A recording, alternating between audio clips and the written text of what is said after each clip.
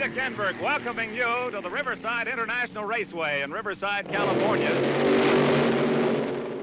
Some of the fastest racers in the world will roar down this track today, and before the day's over, you'll get a chance to meet some of them. Drivers like Chico Breschini, Tony Nancy and the Gas Dragsters, Don Prudhomme, Connie Kalita and the Fuelers, Bill Reek and the Modifieds, just to mention a few. Now, these racers and their teams have spent a great deal of money, hundreds of hours building their racing machines capable of going from that start, a standing start, down this quarter-mile track in speeds in excess of 200 miles an hour and times of less than 8 seconds. Today, we'd like to show you all phases of hot rodding, the people involved, the way they work to tear a machine down and build it up between runs, the stringent rules they race under, the safety devices they've developed, safety devices you and I use on our cars today. We'll see how they time the races and the difference between ET, or elapsed time, and top speed. And we'll wind up with some of the hottest drag racing in the world. But to give you a better understanding of today's racing techniques and machines, let's go back down Hot Rod Lane, see how and where it all started. Drag racing actually got its start in the late 1930s in Southern California when a group of would-be racers discovered that the smooth surfaces of the Mojave dry lake beds were ideal for automotive speed contests. Racing was certainly different during those history-making events, first known as timed acceleration contests, later to become known as drag races.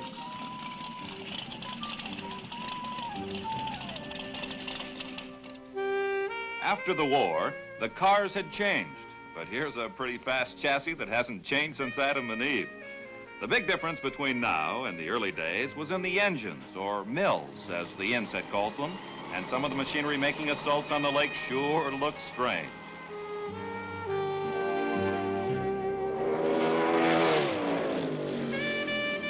And the drivers? Veterans of the sport, such as Vic Edelbrock, Stu Hilburn, Fred Offenhauser, Dean Moon, Ed Iskandarian, and hundreds more who became a part of the present-day multi-million-dollar speed equipment industry. Another outlet for the burning desire for speed and competition was the oval track. Roadsters raced in fierce competition on dirt and paved tracks, usually occupied by sprint and midget race cars.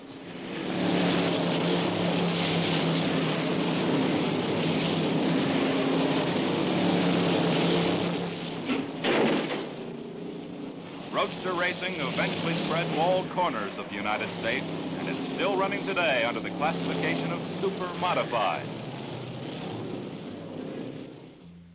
A new concept of racing for the hot rodder was born in 1949, Bonneville. Born of necessity, for the better dry lake beds in the Southern California area were being used by military services. The Ford flathead engine was the most popular mill for years, some equipped with special Artin overhead conversions for increased performance. Here's a fuel that's familiar to all present-day racers. Tech and safety requirements were just as severe in those days as they are now. The first events at Bonneville found cars of every shape, size, and description running for the record.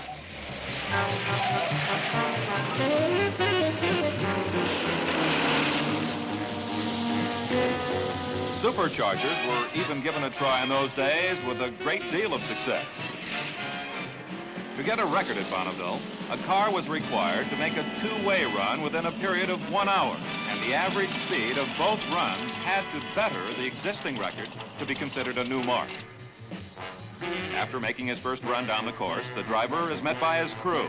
They quickly service the car, cool it off, and they're ready for the return run.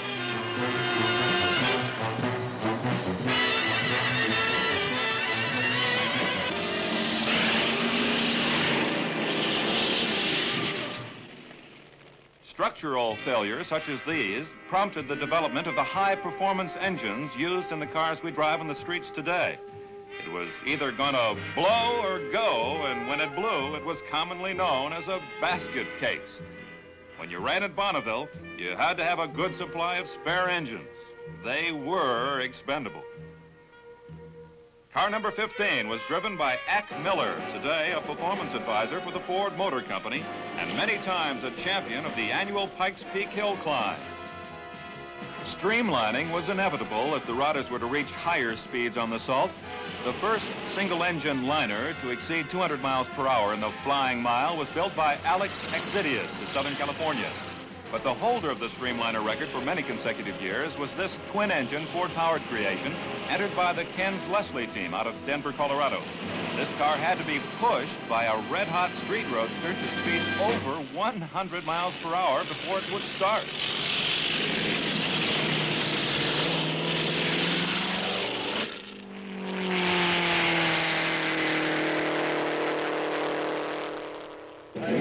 Santa Ana, California takes credit for having the first organized drag strip in operation in this country. It opened in July of 1950 for the first races on a paved quarter-mile long course. Suddenly, there were drag strips all over. With this outgrowth of racing activity came a rash of speed and custom equipment manufacturers. And a new magazine flourished, carrying news of the fledgling sport. Its name, Hot Rod Magazine. Today, the world's largest automotive publication. The need for better organization of the racing events existed, and the National Hot Rod Association was founded by Hot Rod Magazine, whose editor at that time was Wally Parks. Based on rules set forth by early timing associations, the NHRA established a universally accepted set of classes and racing rules.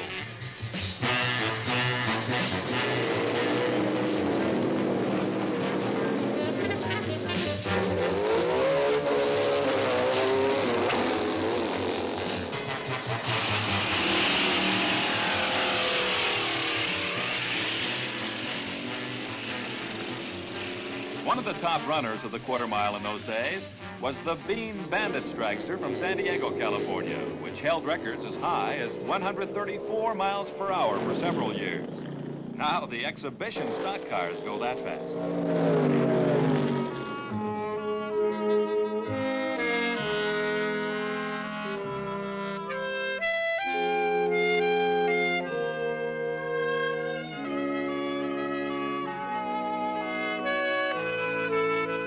More and more people lined the quarter-mile sidelines each weekend. One week a spectator, the next weekend a participant. Who could resist trying his hand in a sport open to everyone who's eager to race a car or motorcycle? The formula? Simple. See a race, rush home, strip the fenders off a coupe or roadster, tune up the engine, then back to try it out. That's, of course, if it passed the safety inspection.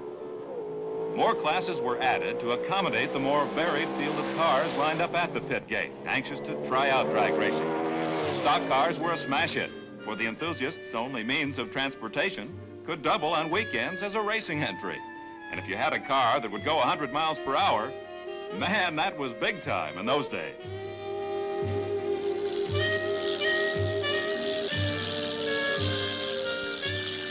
The urge for faster speeds prompted more rails or dragsters.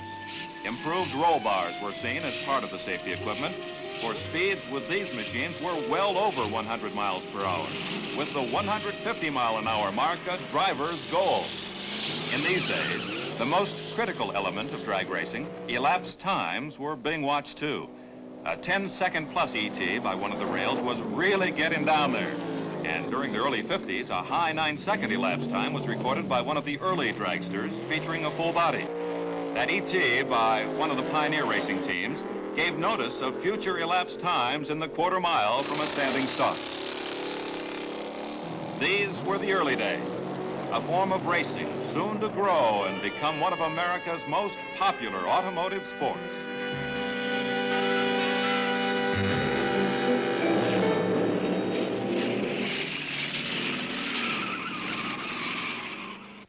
Well, now we've talked about the history of hot rod racing. Let's examine the dragster of today. You might recall one of the names we mentioned was that of Wally Parks.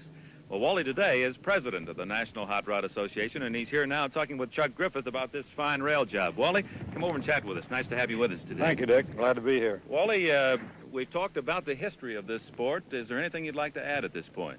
Well, I'd just like to add that I think it's not only the noisiest sport in existence, but certainly the fastest growing one. I understand that Detroit has taken a close look at the young men that have come up through the ranks and have styled these machines and made improvements that all of us are taking advantage of right now. Well, Detroit has been active as far as watching the sport for a long time, but today we find that an awful lot of the people have graduated from the hot rod ranks into the automotive industries, and we find also that many of the manufacturers are taking active part in producing equipment that runs awful good. Wally, in the evolution of the sport, this is one of the things that has developed. The rail job, it's the fastest of the machines, is it not? Yeah, it's kind of like the quarter horse is in the the horse world. It's been developed for the purpose of going as fast as possible in a quarter of a mile. Wally, I know since the formation of the National Association, you've emphasized safety. I'd like perhaps at this time for you to point out to the people what are the safety features in this machine. Well, this one, most of the safety is built around the driver's cockpit. We start out with the roll bar on the top, which has been a standard requirement in hot rodding since the early 40s. This one encases the driver's head, which is in a helmet, and you'll notice that the thing is padded. We have a requirement that states that the cockpit has to be properly padded for insulation for the driver. Down inside, we've got shoulder straps, seat belt on a quick release basis there to hold the driver firmly in the seat. Now, most of this is in here to protect him in case he gets on a rough course, more than capsizing, because we seldom have accidents, I'm happy to say. We have a parachute release ring down in the bottom that the driver uses and pulls just as soon as he completes his quarter-mile run, and this pops the parachute out the back, which unfolds and brings him to a stop. In addition to that, of course, he has his brake here that he uses for additional stopping, and very fine disc brakes mounted on the rear wheels. So he is well protected indeed. Yes, he is. Wally, I'm amazed at how simple the controls are on these machines. Well, the driver's pretty busy in there, running for about 7.5 seconds. Actually, it's as basic as you can get. You've got a clutch pedal on the left, which he releases. You've got a fuel pedal on the right that he presses down, and a steering wheel that he holds on to. Actually, there are no gears to shift in the thing. This is a handbrake for stopping in addition to the parachute. And then, of course, he has the switch kill button and the parachute release in there, and that's all. He doesn't have any instruments to read that he pays attention to, because in that 7.5 seconds, he's a pretty busy man. Wally, let's move from the cockpit to the engine. This is the baby that makes the money for the driver. Tell us a little bit about the engineering of this machine. Well, the engine basically on this one is a Chrysler, which is one of the very popular engines in modern drag racing. Sitting on top of the engine here is what we call a blower, which is a GMC supercharger, such as is used on trucks and excavation diesel equipment. On top of that is what we call the bug catcher generally. It's actually the air induction valves here. This one happens to be a Hilburn. How about these tubes down here? Now, those are the Zumi. That's a new style of exhaust that's been developed, and it kicks the exhaust up, which gives some downward thrust on the car. Also helps clear the smoke from the tires away from the driver. And then when we get on the back, well, this is the good old mag that provides the ignition on many of these cars. And over here is the fuel shut-off valve that the driver uses when he completes his run to shut the fuel off from the engine.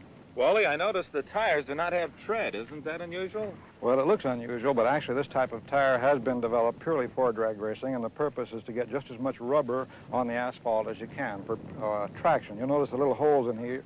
These are simply inspection holes so they can tell how deep the tread is. But basically, this type of tire with its soft rubber compound is the thing that gets them off the line and puts them through the quarter mile as fast as they go.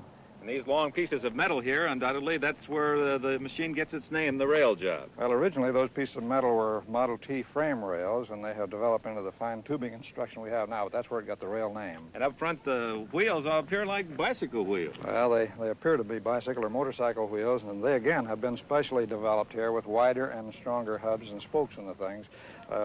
They carry very little weight. Most of the weight is on the back of the car, and they simply serve to steer the thing with a light touch by the driver.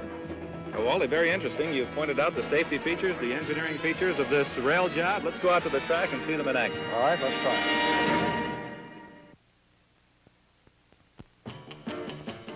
Thousands of fans throng the gates of a drag strip on Sunday afternoon in all parts of the country. The reason? Simple. Who can resist those tire-burning dragsters in the closely matched contest between the ever-popular stockers? It all adds up to a thrill-a-second spectacular. The pits, too, are of interest to the spectator, for here he gets a close-up of the machinery soon to be seen in action.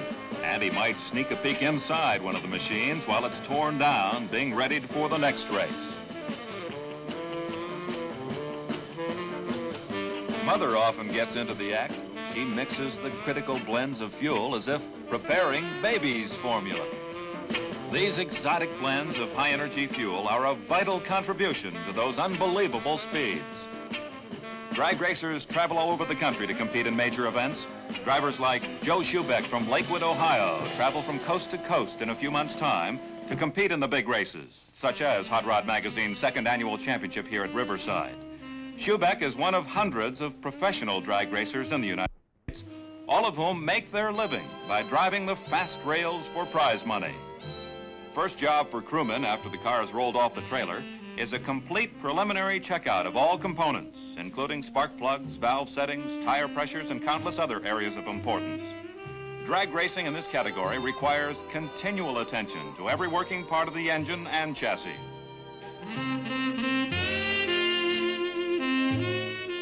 Before racing, all cars must complete a technical inspection and classification. Weight plays an important part in racing, for it determines into which class the car will compete in relation to the cubic inch displacement of the engine or its horsepower. Thus, all cars are classed for the fairest competition within a given category. More than 76 classes of competition are offered at a major drag race. There's a place for everyone to compete. If one engine won't do it, try two. That framework holds a streamlined body when this car makes all-out speed runs. By mid-morning, the pits buzz with activity. Classification, inspection, repair, and tune-up, the pattern. Parachutes play an important part in stopping cars that travel more than 140 miles per hour. In addition to the chutes, the conventional passenger car brakes are used. The chute must be inspected, repacked after each run. It's a vital piece of equipment on any competition car. Prior to the actual races, drivers get together for the traditional drivers' meeting, where strip rules are reviewed and the elimination procedures announced. Quite often the meeting will also find drivers drawing lots to find out who their opponents will be in the first round of racing. The starting system is clearly defined, as is the foul system and strip ground rules. Now, these very important rules must be clearly understood, for in drag racing, the prizes are very generous. Nobody pushes the car through. Own power. Let the guy coming up to the last round, and one guy breaks on the line, the other guy comes off the line and breaks, he has to push it. After the meeting, back to the pits and ready the car for eliminations. There's money to be made, with top prizes reaching thousands of dollars in value.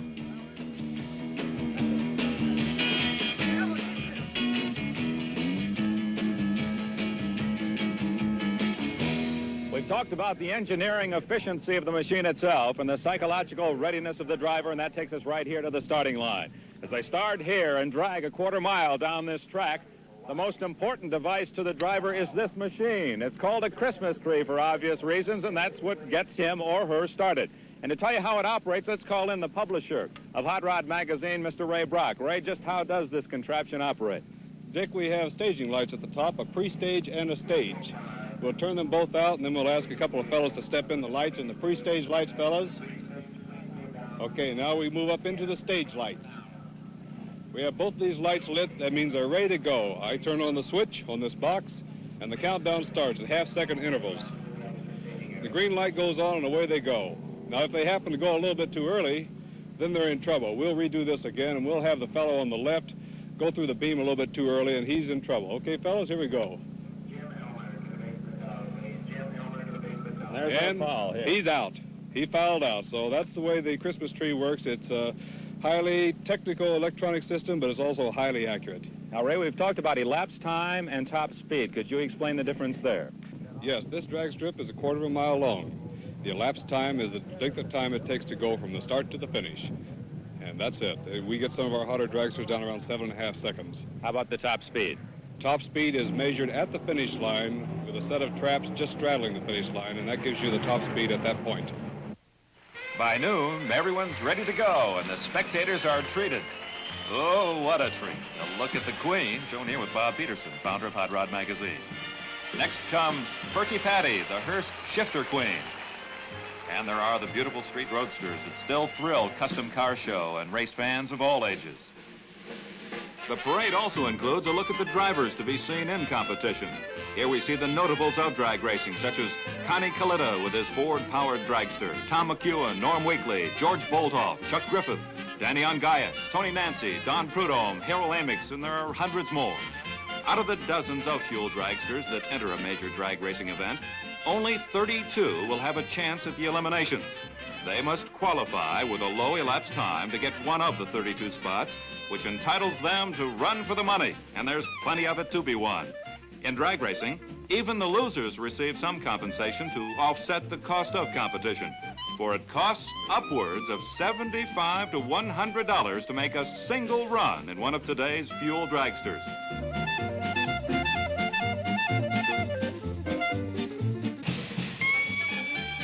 How do you go racing? Well, first, the car must be registered so that all of its times and speeds recorded are furnished to the right driver and his mechanics, later to be used as a guide in their tune-up work. And after all of the book work is out of the way, trailer it into the inspection area for a wait in line and some bench racing with fellow racers. Comparing notes isn't uncommon, for drag racers are a friendly group, eager to help one another with tips on performance and even supplying parts when an opponent gets into trouble with broken equipment.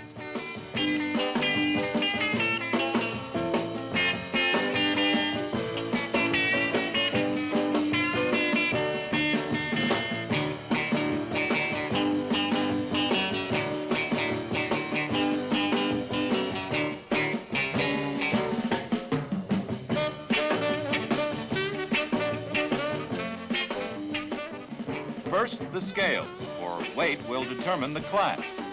Trained officials carefully work the scales to be sure everything's on the up and up. The car is weighed both with and without the driver for an accurate measure. Next, the critical safety inspection, where experts such as Jim Dale, a professional drag racing tech man, combs the car to detect the slightest flaw or rules infraction, which could be reason for a mishap at high speeds. If you can't make it through this line, you just don't race until everything's fixed up.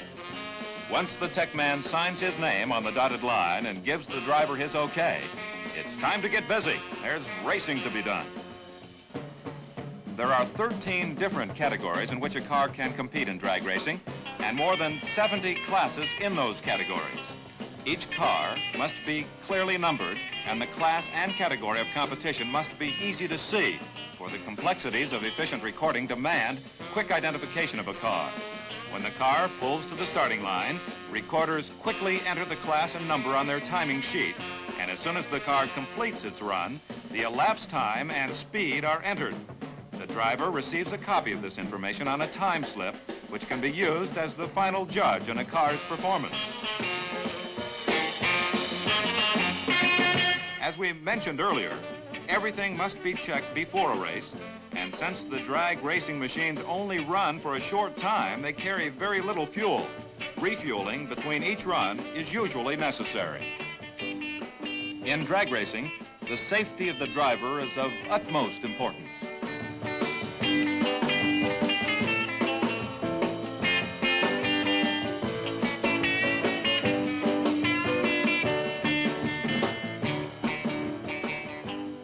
Here, driver Les Allen gets ready for a run.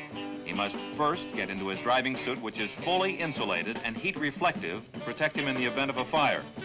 Drivers must wear leather shoes, preferably boots, and to complete the protection, a fireproof face mask is also used with goggles, and then the crash helmet, which is jokingly referred to by the drivers as a lid skid.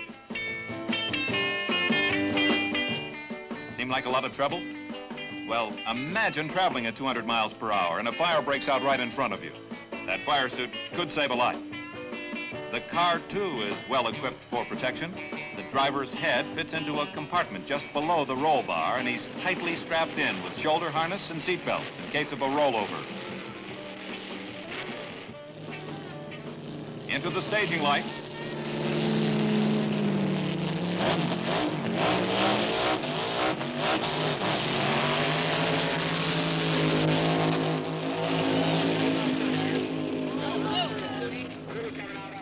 We followed 16-year-old Les Allen into Riverside International Raceway. Since he began this morning, he's just completed his first run. Les, you've just turned in a time of 169 miles per hour. Are you happy with your run? Well, we expect more than that. I know you've only had this machine in operation for a little over a month. You yourself have only been driving for 4 or 5 months. What do you anticipate as being the top speed? Well, 180 should be the top, 185. 180, 185. How many times a month do you plan to drive this a fuel dragster?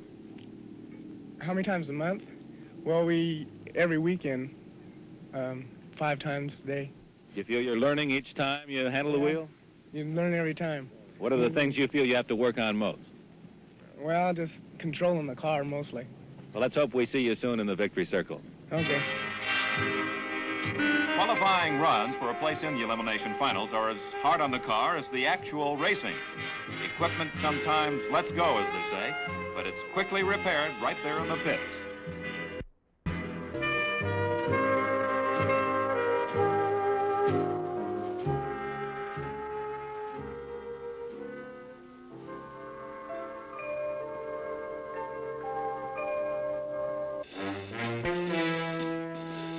The stock car. Hundreds of them flock into the staging lanes when the call comes for time trials, for the stockers, like the hot modified cars, need plenty of practice runs too. The rhythmic pattern continues, run after run after run, to squeeze every ounce of performance the engine has to offer.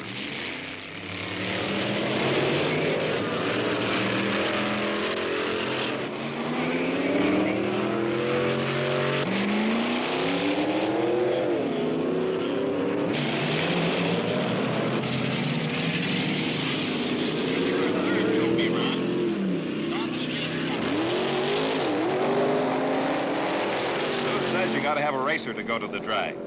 If the push truck will go, enter it. Run for a trophy.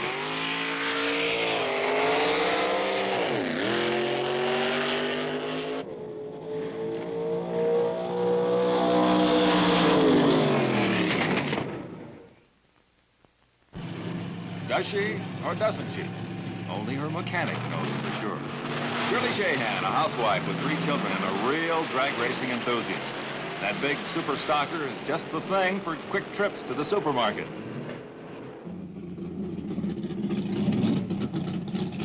Now let's talk to the fastest lady on the track today. The women as well as the men enjoy the drag racing. Shirley Shahan, who has recorded the fastest time and undoubtedly will remain as the ladies' champion here at the track. Congratulations, Shirley. Thank you very much. I know this question is asked often. How does a woman get started in drag racing? Husband, A husband. And how do you like it? I like it real well. Do you take a lot of kidding from the men? Quite a bit. Especially when you beat them. Yeah, they get used to it after a while, though. Or you plan to continue to beat them? As much as we can. Well, good. We'll continue to look for you then in the victory circle. Now that the class eliminations are underway, the cars are running on a round-robin system of competition. 2 cars at a time, run after run. The winner of a heat moves up to challenge another round winner until eventually there are just 2 cars to go for the trophy in each class.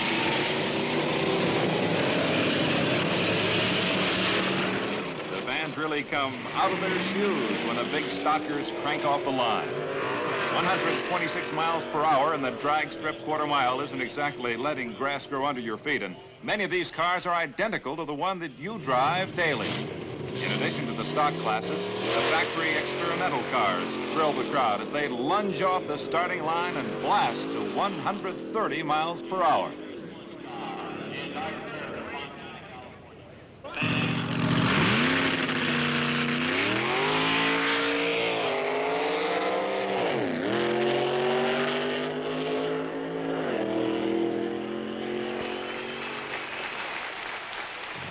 Here's a hot entry. The little old lady from Pasadena.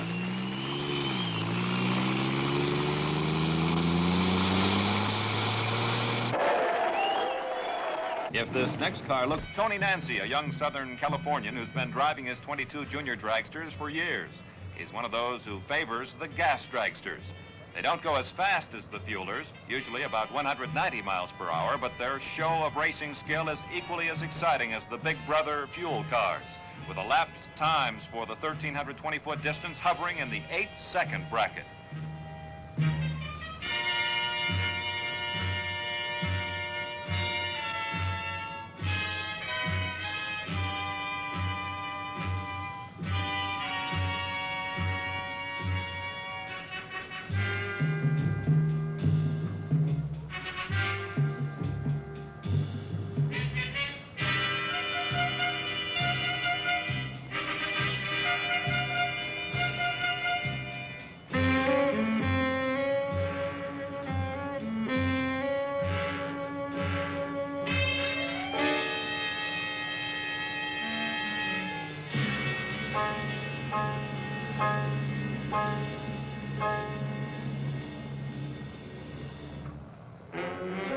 Crowd is tense. Drivers ready. All stations go. This is more than physical and machine. Emotions play an integral part as well. Let's find out what a driver feels as he anticipates his turn at the starting gate. Here's Gentleman Joe Schubeck from Ohio. Joe, what do you feel as you anticipate your turn? Well, sitting in the staging area waiting for the race to start gets a little nerve-wracking, butterflies and all that, but once you get up there on the starting line and the Christmas tree starts coming down, I think it all leaves you and it's over before you know it, and it's just kind of a funny feeling. I like it. Don Prudhomme. I feel as though I've been preparing myself pretty good for this big championship race out here this weekend. There's a lot of fast cars out there running. We hope to jump right in the middle of the best of them and win this big meet. Tom McEwen. Well, we're really up for this race. The car is the new motor, new tires. We've been practicing as much as we can on it. We hold the strip record out here, and I feel that we're the one to beat. The starting system, I feel that I have it down real well, and the other drivers are going to have to beat me, get the money out here. That's what I feel. From Portland, Oregon, Ed McCullough. It's a big race. You get tense before a race. When the car fires, you're ready to go. I'm ready when the car fires. The next thing to do is make a race out of it and go.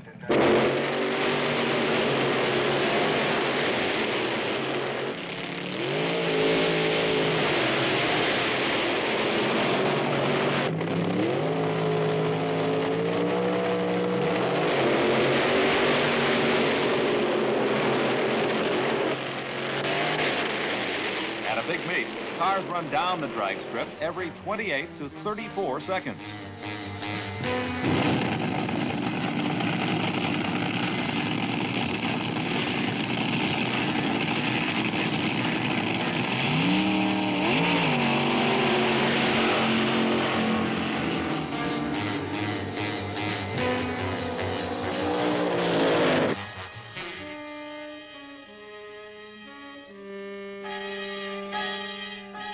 Upon completion of a run, the driver stripped off his helmet, face mask, and fire suit.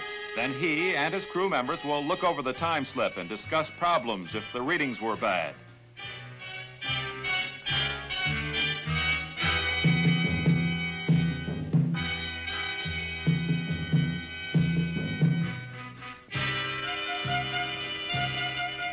Next, back to the pits where the engine is allowed to cool before making another run. The chute must be inspected and repacked, all final adjustments made, then back for another run.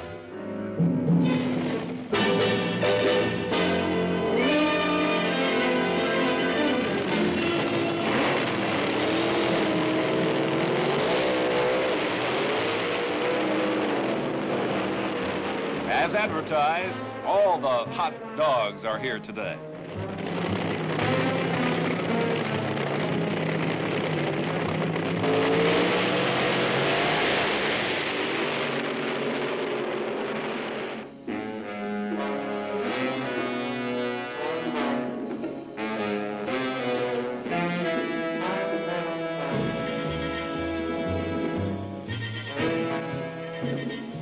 Here's popular Connie Kalita with his supercharged Ford dragster, all the way from Mount Clemens, Michigan.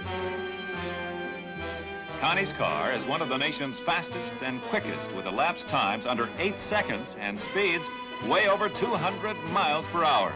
Connie is one of the sport's superstars. Like the other fuel dragsters, Connie's car weighs just slightly more than 1,000 pounds, and the engine puts out more than 1,000 horsepower.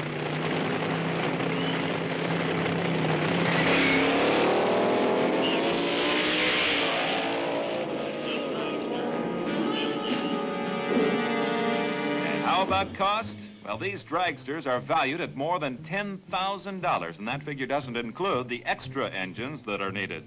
Some of the engines are good only for a dozen races.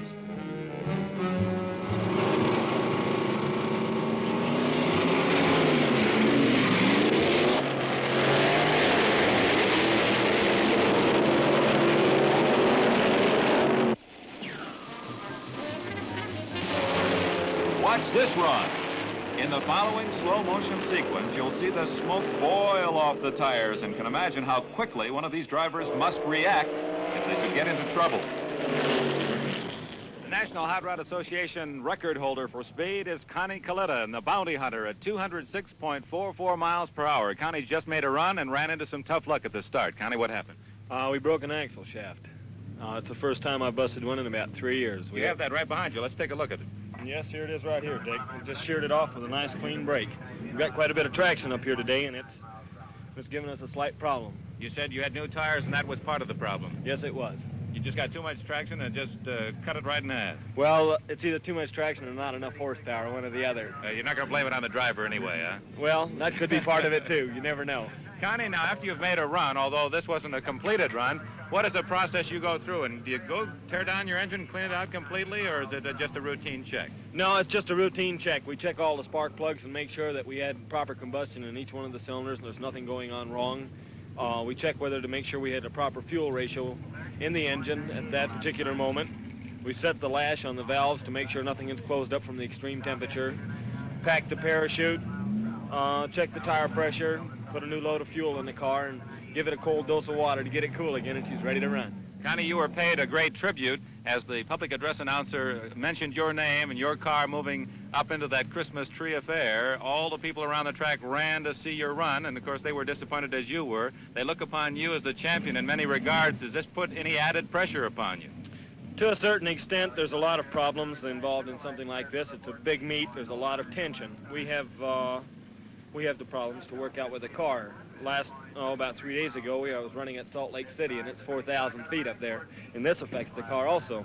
Now I'm getting the car turned back around for this conditions here, and I'll set the car up, and I'm quite sure the next one will be a lot better.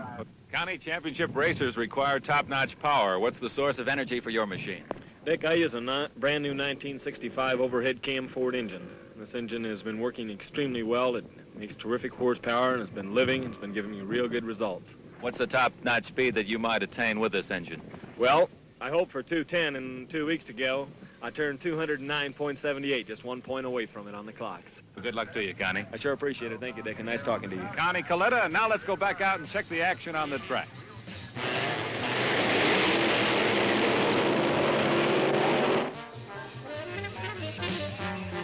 Stopping a dragster is like the days of the Old West. At over 200 miles per hour, it's shoot first, hit the brakes later.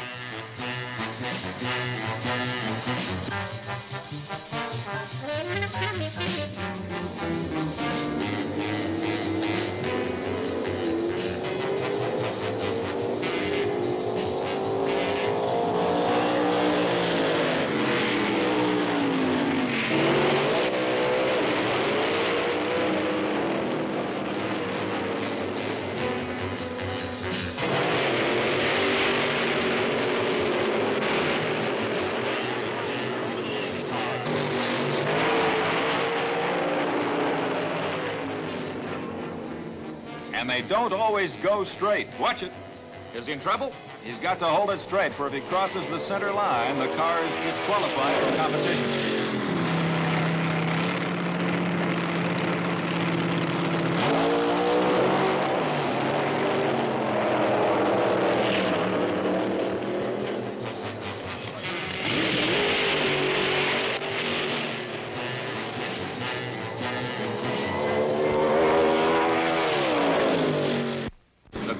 Come for eliminations. Some cars are still in trouble, and the pits are a beehive of activity as mechanics try their best to meet the deadline, which may be only minutes away. These experienced hands can tear down an engine, rebuild it in a matter of minutes. If necessary, they'll replace an entire engine. Well, after all, they usually have at least an hour to change engines, and they get lots of practice racing every weekend.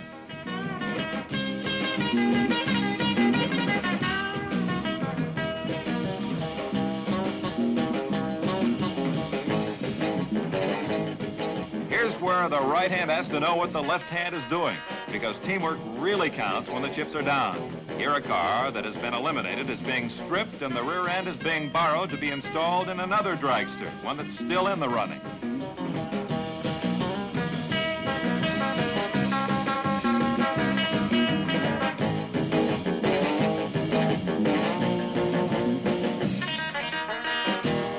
Even the spectators in the pits sweat it out with the mechanics.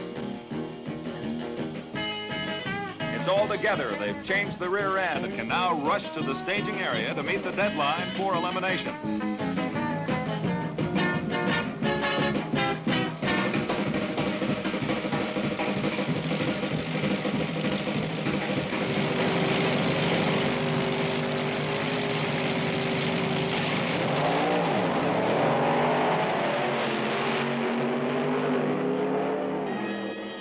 Now the long wait, the lull before the storm. They look relaxed, but they're plenty worried about the important races that are coming up. After all, the Hot Rod Magazine Championship Drag Race is one of the big races of the year, and these drivers have been preparing for it for months at the top strips throughout the country. Here's Tony Nancy, a young Southern Californian who's been driving his 22 junior dragsters for years. He's one of those who favors the gas dragsters. They don't go as fast as the fuelers, usually about 190 miles per hour, but their show of racing skill is equally as exciting as the Big Brother fuel cars, with elapsed times for the 1,320-foot distance hovering in the 8-second bracket.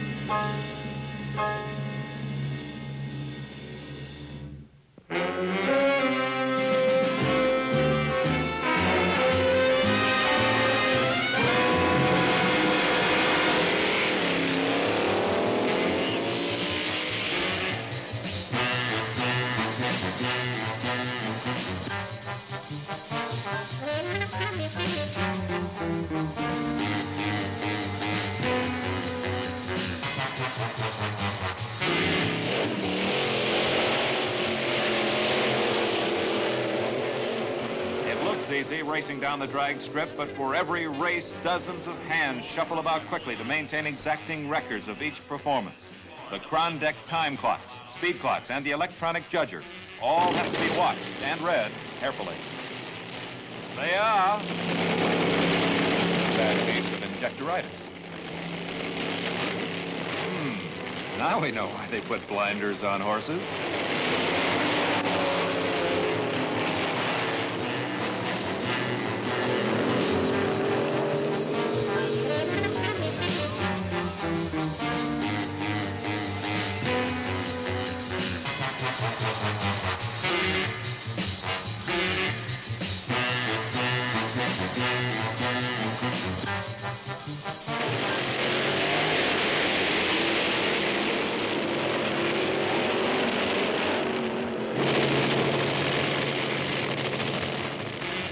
There's one big feature in drag racing. Anyone can win. It's been proven time and time again as a dark horse entry, seldom heard from in previous weeks, rolls up to the starting line on the final round of eliminations, ready to go for the top prizes.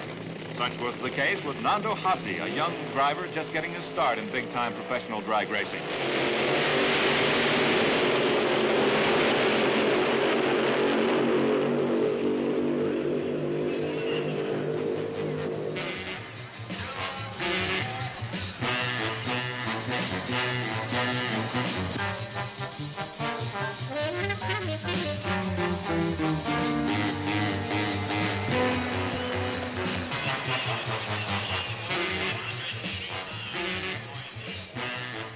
Nando survived one of the toughest fields of cars ever assembled to emerge the winner of the Hot Rod Magazine Championship drag races. His consistent performances and dependable engine and car resulted in this young Southern Californian's biggest win.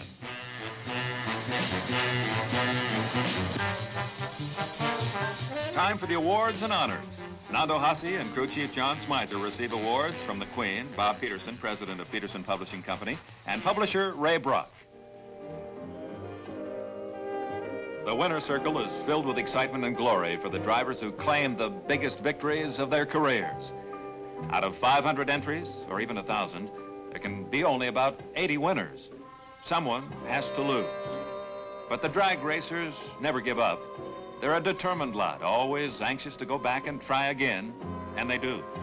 They didn't win today, so they'll take home their cars to try to find out why. But they'll be back in the running on the next weekend when the Christmas tree flashes its first countdown to signal the start of another race. That's drag racing, a sport for everyone from 16 to 60 years old, a fun sport which appeals to the youth of America out of an urge to do things mechanical with their own hands, to learn about the workings of a car, and then go out to the drag strip, the proving grounds of their ability.